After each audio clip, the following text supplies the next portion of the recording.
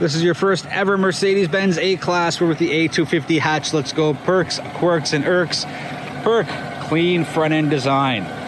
Perk, your turn signal doubles as your day runner, and it's a really big turn signal, and visibility is key these days. Well, every day, but more so these days. So thank you, Mercedes, for giving me a large and massive turn signal. Quirk, top part of the front grille angled forward instead of being flat.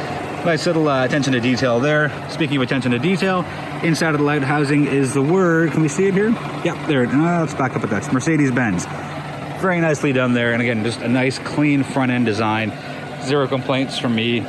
Even with that, the black finishing on the sides of the front end, I like it. I think it fits in. I think it's very tasteful. Classic hatch design. Thank you, Mercedes, for not trying to reinvent the wheel. Pardon the pun, but not really. You can't really mess with a good design. Some other manufacturers have tried to and didn't do so well, but this vehicle does it perfectly. Classic 5-spoke rim. Thank you so much for that.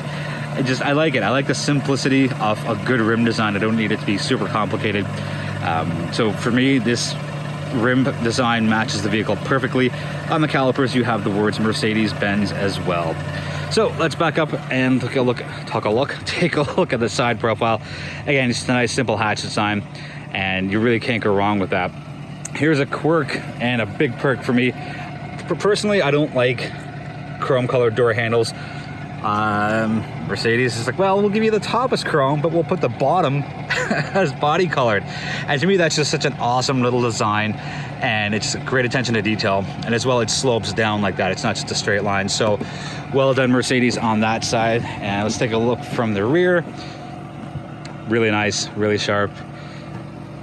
Got your pillars here as far as a little black accent there, adds a little bit of flair to the car. There's one, and obviously there's the other.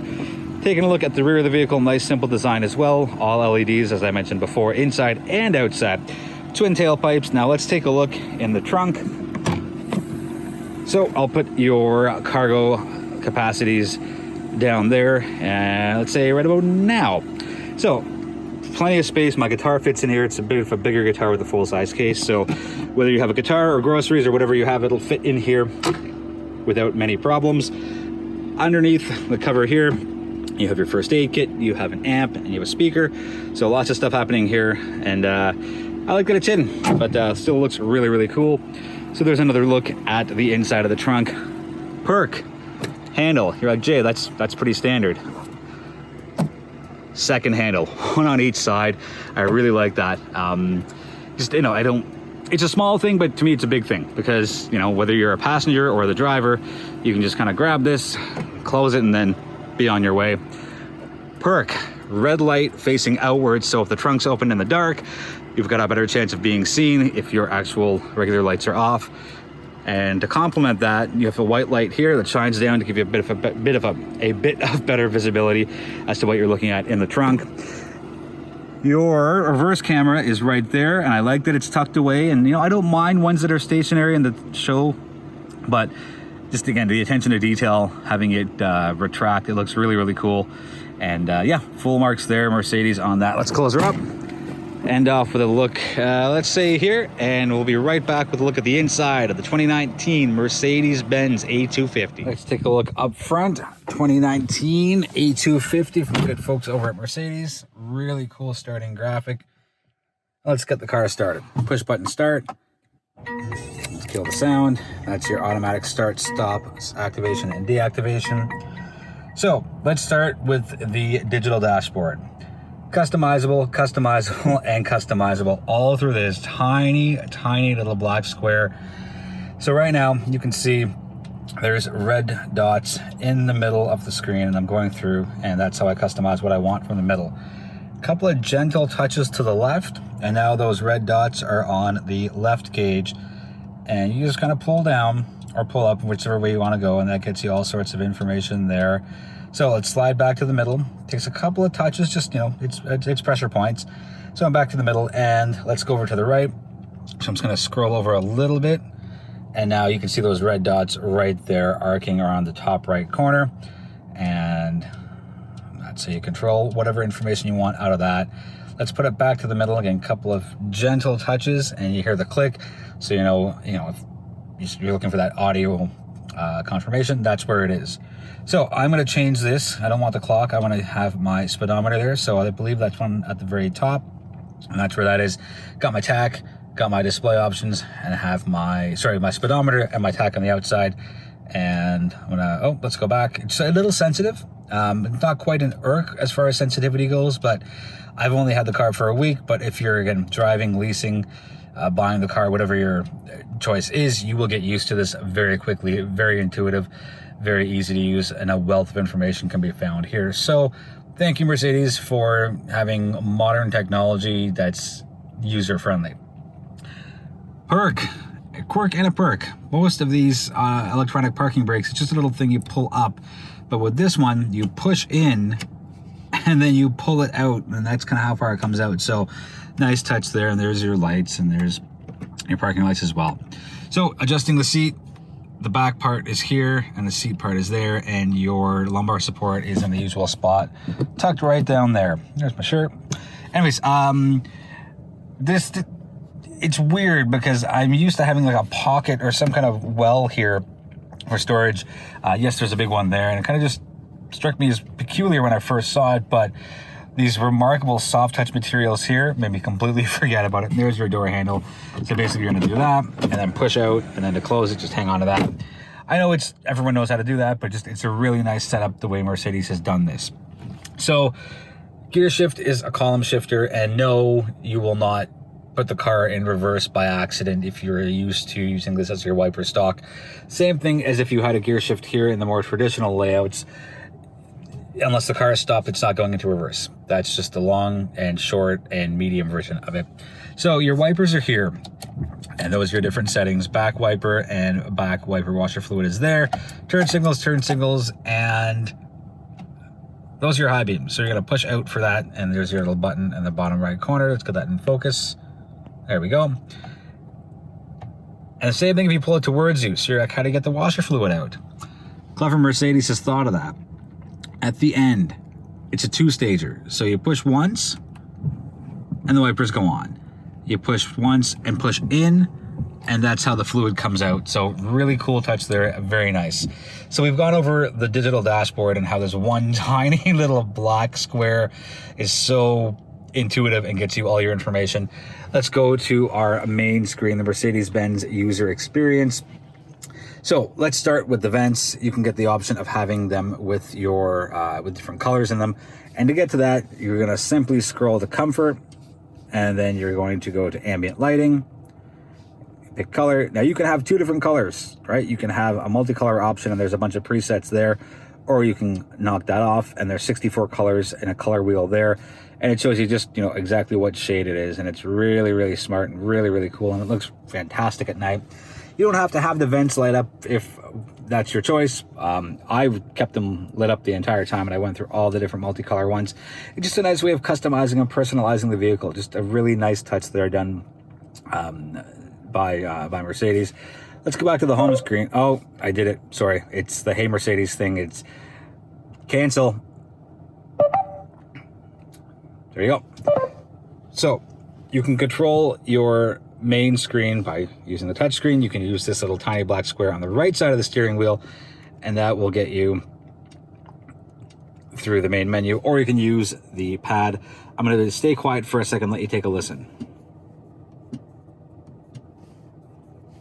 I think you can hear the clicks, but if you can't, for whatever reason, it's got haptic feedback, so you feel a little vibration underneath your fingertips for each different screen or menu option you're going through. So there's a home button in case you get a little deep into the menus, and there's a back button if you go too far forward. Driving modes are all controlled here, so I'm on the reserve fuel. Let's get rid of that. So driving modes, right here, eco, comfort, sport, and individual. We'll get into that in the driving portion. And then you have some shortcuts here. I don't think we can see. Oh yeah, with the glare. There's the parking cameras. There's the vehicle. There's your favorites. Navigation. Sorry, blurry. There we go. Navigation and radio, media, and telephone. So it's a really cool setup, and there's so much information that you can pull out of here, and I like that it's such an intuitive system. I really like the way these look, whether they're lit up or not, just that nice modern, classy look. HVAC controls here. If you're ever unsure if something's on or not, you can just tell by the red light, and that's on or that's or if it's off, and a nice little toggle thing there as far as heating or cooling down the vehicle. A perk, a massive perk. Hardly anyone will ever touch this, and it sounds like it's hard, but if you push your finger in, like you can see, it's kind of squishy, and I would call it a soft touch. Yes, just a fingertip sounds hard, but you could actually push in a bit, and that's just a really nice touch for me. Continuum there for the vent, so there's one on that side, obviously one on that side, but just the way these three are framed, it just looks so nice, and so it's modern luxury to me at its finest, as opposed to the traditional rectangular ones. And yeah, well done Mercedes on that. And you got this big panoramic sunroof that looks really nice and lets tons of light into the cabin. You got a single button to control everything, so you're gonna push up to crack it open a little bit, and then you push down a little bit more, and that's how you open it up. But let's keep it closed because the air conditioning's on. Oh, I accidentally called Mercedes me. Anyways, I think it's gonna wrap up the inside.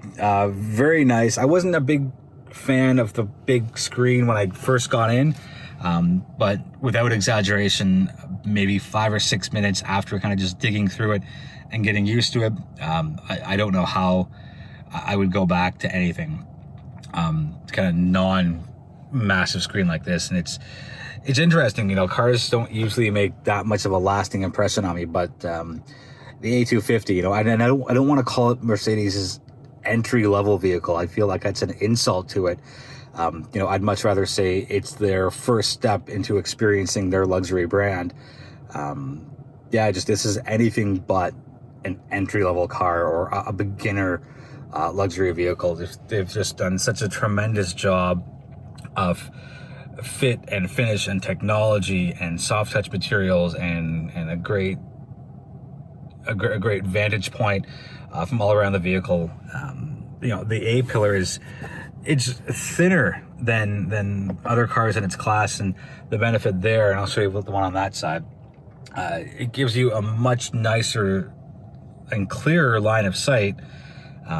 You know, people should be able to see around them from both the left and right side, but I think, as almost all drivers know, you know, there is a human that might just be in that perfect A-pillar line that you might not see. So thank you for giving us a nice thin A-pillar. And, you know, the overall build quality seems to be really nice. You know, I've only had the car for a week, but overall, you know, there aren't very many complaints to me for the A250. You get your wireless charging pad there. I can't put my phone in there because, well, all you would see is that. And, well, nobody wants to see that. Perk, you have a little part for your palm, as opposed to there being nothing there and getting all sorts of fingerprints.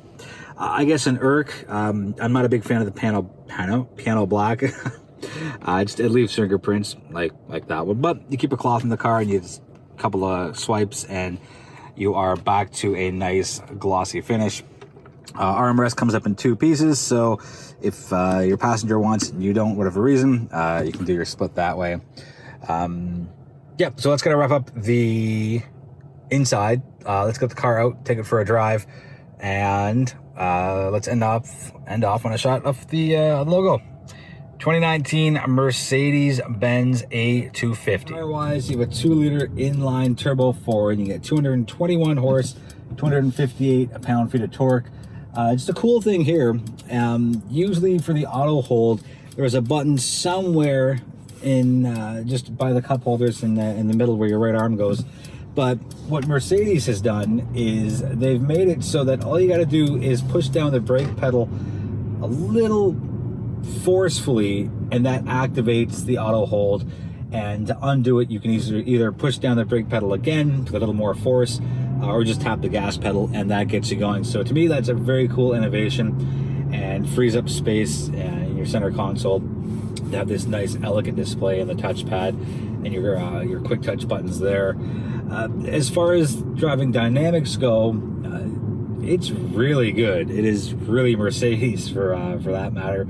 Again, with a 221 horse and 258 pound-feet of torque, the car is quick, it is very brisk, it is quick off the line, it gets you out of potential collision situations with ease. Turning, handling, cornering, it does it very well.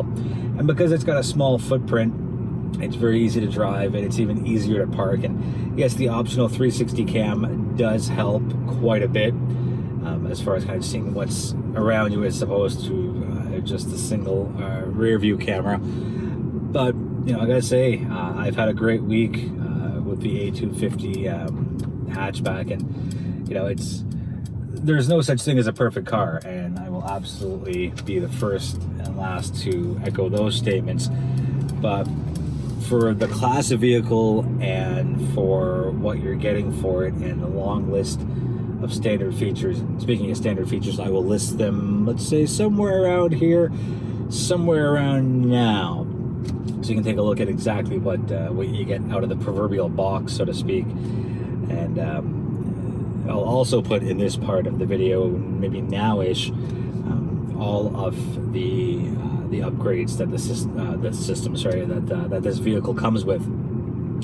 So really, you know, you can get it as is. You can get some options, but if you're looking to enter the luxury market through this specific brand, sure, there's the B class, but I would personally opt for this. I'm a huge fan of hatchbacks, and just the amount of driving pleasure you get, the amount of standard features you get, you know, there's LEDs all the way in, all the way out. The customizable screen, to me, absolutely worth it. The same thing with your infotainment system. And there's the Hey Mercedes feature as well, and that's very intuitive. And it's not only, you know, how much gas do I have left, or is there enough air in my tires, or just the standard vehicle options. You know, you can really dig deeper and, you know, run through your navigation. I know most luxury manufacturers who have the voice recognition, you can run your navigation through it. Just their navigation is really advanced, and I will slide in a clip of how the navigation works either at the end of this video, maybe. Actually, we'll kind of slip into a bit of a b-roll clip here for the navigation. And it's just such a cool system that utilizes the front camera, not just the map that is showing up on the screen itself. So, you know, to me, it's probably the best navigation system on the market today, and I hope other manufacturers follow suit with it, because it is such a smart system. And for people that are like, well, you know, do I turn here, do I turn there, am I coming up to the turn, this system is just fantastic. Fit and finish, you know, it's Mercedes, it's high-end, it's luxury, it's got great a great look and a great feel to it, and that big massive panoramic sunroof just above me really lets a tremendous amount of light into the cabin and really opens it up. You know, sometimes with dark materials on the inside, you can feel like it's a little smaller than what it actually is, but Mercedes has done a terrific job. How can I help you? I was wondering how many times I could say that before it actually activated. What do you think of BMW? What can I do for you? Anyways, one of the cute things is you can say, hey Mercedes, tell me what you think of BMW, and it gives you a very cheeky response. But you can also ask about the weather. You can go general knowledge aspects. You can get sports information, stock information as well. Oh, did I say something? What do you want to do? What do you think about BMW? What would you like to do? Cancel. I don't think I was clear in my question, so instead of going over and over again, let's call it quits until I stop the vehicle, and then we will ask it again in a proper sequence. Okay. Oh, before we do that, this threw me off the first time I had the vehicle, because it was raining when I picked up the car, and I instinctively went for the wiper stalker where it usually is, and thank goodness I pushed down as opposed to up, because up would have put me in neutral, high revs, and no power. So yeah, again, if you're gonna grab the car or drive it, lease it, finance it, have it for an extended period of time, you will quickly get over the fact that this is your gear lever, and you will learn to use this very quickly, very instinctively. So that's going to wrap the video before we do the other use of the Mercedes-Benz user experience. Any questions, let me know in the comments. I'm very impressed with the vehicle. Soft touch materials, even on places there shouldn't be soft touch materials. The price point is great. Fuel economy, let's touch on that for a sec. 9.9 in the city, 7.0 on the highway, combined average 8.6, 51-liter gas tank. And you got to put the good stuff in because it's a turbocharged engine, and that's the best way to get the most amount of performance out of the vehicle. Just good, really good fit finish. Very easy to use the user experience system. Again, you can use the pad, you can use the black button on the steering wheel on the right side, or you can go touchscreen. And again, the dashboard, just so many different ways to manipulate it, to A, customize it, and B, get whatever information it is you want out of it. So let's see how cheeky the A250 can be. Hey Mercedes. How can I help you? What do you think of BMW? I don't know what you are talking about. I think you do know what I'm talking about. Hey Mercedes. How can I help you? Who created you? I have many of them, so many engineers and designers who made me happen. Okay, one last one. Hey Mercedes. How can I help you? Tell me a joke. Sorry, my engineers were German. Thanks for watching, and we'll be back sooner than later with our next review.